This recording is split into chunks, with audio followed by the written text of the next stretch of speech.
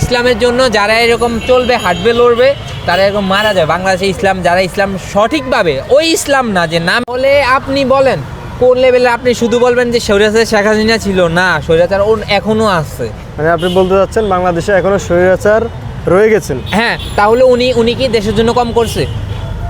ওনাকে তো BMW Mercedes দিয়ে দ্বিতীয় দিন ঘোরা দরকার ছিল, যে উনি এরকম কথা বলছে। তারপরে তো উনি খালি ইয়াতে হাসছে যে কোনো গাড়ি নেয় না, সব মানুষ ওনার সাথে মিশছে। উনি 5 টাকা দামে চা খাইছে, রং চা 5 টাকা দামে রং চা খাইছে। তো এবার আপনি বলেন কোন লেভেলের মানুষ হলে উনি এরকম চলতে পারে? আল্লাহর প্রতি কত বিশ্বাস ছিল ওনার আল্লাহর প্রতি কত বিশ্বাস ছিল যে উনি সবসময় বলতে আল্লাহ আমাকে যেভাবে নিবে এভাবে। উনি সবসময় শুক্রবারে মৃত্যু ডাক চাইছিল, এই যে শুক্রবারে আহত হয়েছে, শুক্রবারে নিহত হয়েছে। আচ্ছা, ওনার পরিবারকে আমি কিছু বলতে চাই না, ওনার খুবই ধার্মিক পরিবার, ওনার স্ত্রী আসে নাই। আমি এ পর্যন্ত দেখছি যে যত লোক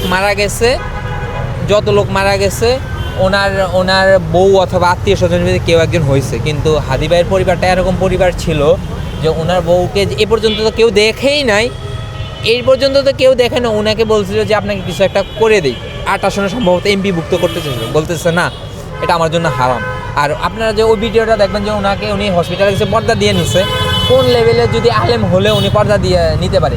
ওনার স্বামী এরকমভাবে ওনার গড়াইছে যে তুমি যত কিছু যাই হয়ে যাক না কেন, তুমি ইসলামের পথ থাকবে না।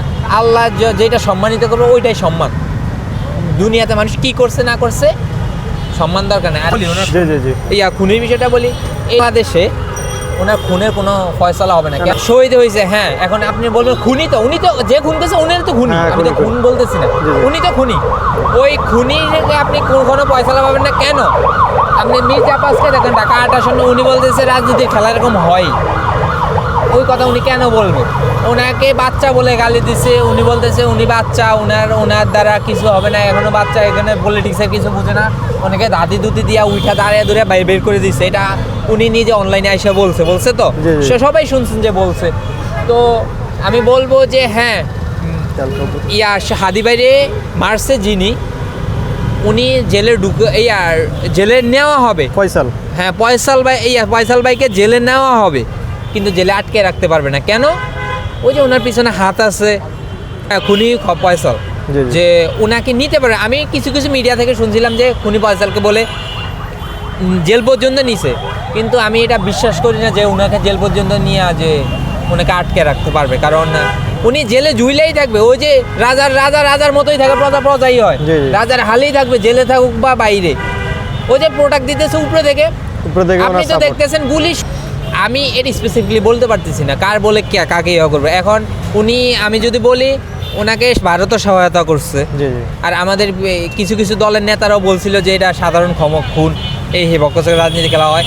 কেন বলবো? কারণ আপনার ঘরে চোর, আমার ঘরে আপনি জানেন, আমি জানি আপনি চোর, আমি কি আপনাকে ঘরে জায়গা দেবো যে আমার ক্ষতি হতে?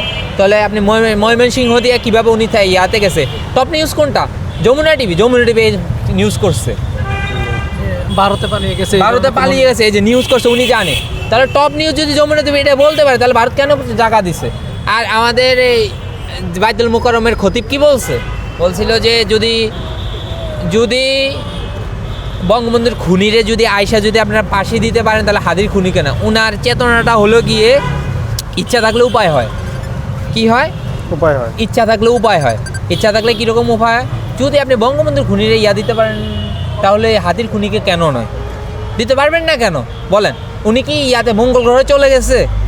উনি তো মঙ্গল গ্রহে চলে যায় নাই, উনি এই দেশেই আছে। এখন সবাই বঙ্গবন্ধুরে মনে করতো দেশ নায়ক, কিন্তু হাদি ভাইরে মনে করতো না। এরপরে ওনার পিছনে রাজনৈতিক পলিটিক্স আছে, ওনারা এইটাই মনে করতো।